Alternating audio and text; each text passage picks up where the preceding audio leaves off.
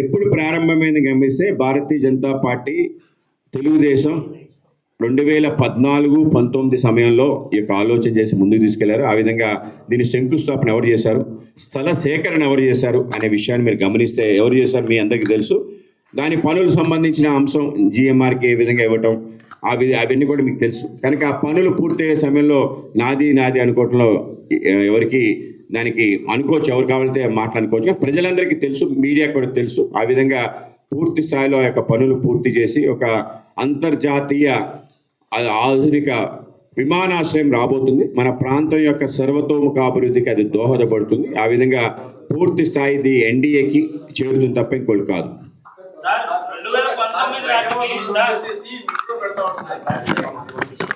ముఖ్యంగా రాష్ట్రంలో మొత్తం విశాఖపట్నానికి సంబంధించి ఏవైతే ఆర్ఓఆర్లు సుమారు మన ప్రాంతానికి 14 వరకు శాంక్షన్ అవ్వడం జరిగింది. రాష్ట్ర వ్యాప్తంగా 118 వరకు శాంక్షన్ అయ్యాయి. ఆ విధంగా అవి ఉంటాయి, వాటిని పోవటం అనేది కంపల్సరీ.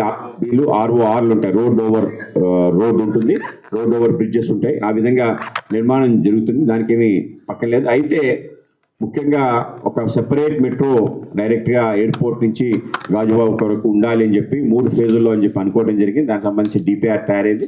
అయితే కేంద్రం దానికి పూర్తి స్థాయి సిగ్నల్ ఇవ్వాలి, ఎందుకంటే దేశంలో అనేక మెట్రోస్ నష్టాలతో నడుస్తుంది. ఆ విధంగా ఇక్కడ కమ్యూటర్స్ ట్రాఫిక్, అలాగే దాని నుంచి వచ్చే ఏదైతే రిటర్న్ ఆన్ ఇన్వెస్ట్మెంట్ ROI ఏదైతే ఉందో దాన్ని సక్రమంగా లేదు. మనం చెప్పడం జరిగింది, అంచనా వేయడం జరిగింది. ఇవాళ భోగాపురం ఎయిర్పోర్ట్ రావడం కారణంగా విజయనగరం, విశాఖపట్నం, అనకాపల్లి 3 ప్రాంతాలు అనుసంధానించబడితే కనుక ట్రాఫిక్ కూడా బాగా పెరుగుతుంది, దానివల్ల లాభం వస్తుంది అంచనా వేస్తున్నాం. ఆ అంచనాని వాళ్ళు నిర్ధారించుకోవడానికి సమయం పడుతుంది. ప్రస్తుతం ముఖ్యంగా విశాఖపట్నంలో ఎక్కువ మన పబ్లిక్ ట్రాన్స్పోర్ట్ సిస్టమ్ మీద డిపెండ్ కాని ప్రజలు.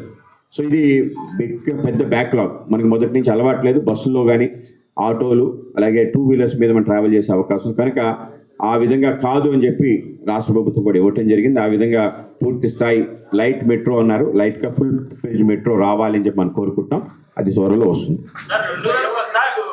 ఉంటాయి ఆర్ఓపీలు ఉంటాయి. 2019 నాటికి 377 ఎకరాలు మాత్రమే ల్యాండ్ పూలింగ్ చేశారు భోగాపురం ఇంటర్నేషనల్ ఎయిర్పోర్ట్ కోసం.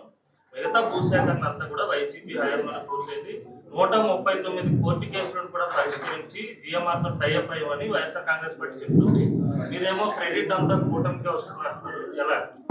దాన్ని ఆలోచన చేసిన వారు భోగాపురం ఎయిర్పోర్ట్ కావాలి, ఆ ప్రాంతంలో ఎంత ఏరియా కావాలి, ఎంత విస్తీర్ణం కావాలని డిపిఆర్ తయారు చేసింది ఎవరు. అలాగే ఒక ఆఫీసర్ని అక్కడ అప్పుడు పోలవరంలో పనిచేసి ఆయన తీసుకొచ్చి ఒక IAS ఆఫీసర్ని అక్కడ పెట్టి మొత్తం దానికి సంబంధించి సేకరణ చేసి అన్ని గ్రామాలతో మాట్లాడింది. ఎంత సేకరణ జరిగి ఉండొచ్చు అంటే వర్క్ ఇన్ ప్రోగ్రెస్ అంటారు, ఆ విధంగా ప్రోగ్రెస్ అయింది. ఆ విధంగా జరిగిన తర్వాత దానికి సంబంధించిన కేంద్రం నుంచి దాని పర్మిషన్ తీసుకోవటం, airport authority of India tender వేయటం, ఎయిర్పోర్ట్ అథారిటీ టెండర్తో పాటు GMR దాన్ని ముందుకు రావటం, ఆ విధంగా GMRకి ఎవరు అందజేశారు. ఇది అయిన తర్వాత ప్రభుత్వం మారింది, ఆ విధంగా కొనసాగింది. అంటే ఇది ఒక మంచి పరిణామమే. ఏదైతే గత ప్రభుత్వం చేసిన అంశాన్ని ముందుకు తీసుకెళ్ళటం అనేది మేము స్వాగతిస్తున్నాం. ఆ విధంగా కొనసాగించారు. తర్వాత దానికి సంబంధించి పూర్తి స్థాయిలో ఈ కూటమి ప్రభుత్వం వచ్చిన తర్వాత పూర్తి స్థాయిలో దానికి నిధులు కేటాయింపు, పని చేయటం, త్వరితగతిన అన్ని రకాల పర్మిషన్స్, ఎయిర్ ట్రాఫిక్ సంబంధించిన టవర్స్ నిర్మాణం, అలాగే విమాన సర్వీసులకు సంబంధించిన అగ్రిమెంట్స్ చేయటం, అలాగే దీని కార్గో సంబంధించిన అంశాలు మిగతా అంతర్జాతీయ విమానాశ్రయాలతో అనుసంధానం చేయటం, అలాగా గ్లోబల్ ట్రాఫిక్ పెంచడానికి కావాల్సిన అన్ని రకాల సదుపాయాలు కల్పించడం. కేవలం 6 నెలల్లో మన విమానయాన శాఖ మంత్రి ముఖ్యంగా రామ్మోహన్ నాయుడు గారు, చంద్రబాబు నాయుడు గారు, వీళ్ళందరి యొక్క ప్రయత్నం, అలాగే కేంద్రంలో నరేంద్ర మోడీ గారు, అలాగే జ్యోతిరాదిత్య సింధియా గారు, వీళ్ళందరి యొక్క ప్రయత్నం కారణంగా ఏదైతే ఏ ప్రమాణాలకైతే ఆ ఎయిర్పోర్ట్ చేరాలో ఆ విధంగా చేరటం జరిగింది. మీరు కానీ గమనిస్తే ప్రతి 15 రోజులకి రివ్యూ జరగటం, ఆ విధంగా ఇది ప్రతిష్టాత్మకంగా తీసుకోవడం జరిగింది.